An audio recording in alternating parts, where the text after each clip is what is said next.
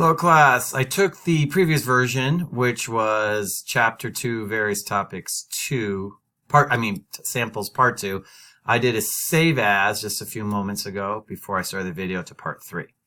So, yeah, I already know it exists. There you go. Beautiful. Okay, so what I want to do is take this 9,125 and 219,000, and this one takes up 6 printable positions, and this one takes up 4.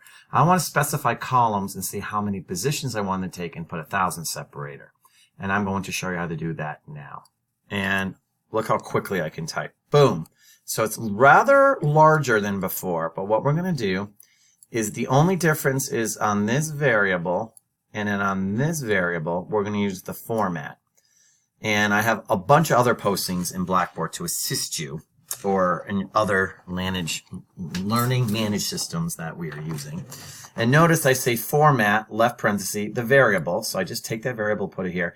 And right here I say I want a 6 column with 1,000 separators and 0 decimal points and format it as a floating point. So what I do is I get something like this. Dash, dash, dash. And I said how many? 6, right? 4, 5, 6. It will actually, and I want 0 decimal points, so there will be no decimal, and it potentially could have a 1,000 separator here.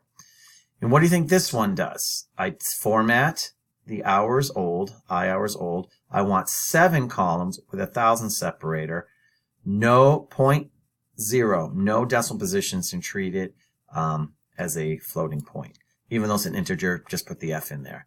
We're going to run it now, and you're going to see how easy this is. And I encourage you to copy and paste that format code into your projects that you have to do for me. So we're going to put in here, we'll mix up my name a little bit, 125.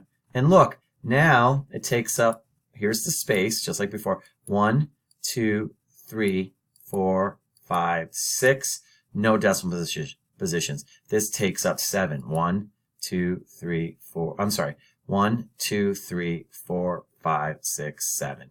And that's how you can get things all lined up in a column. I hope this helps.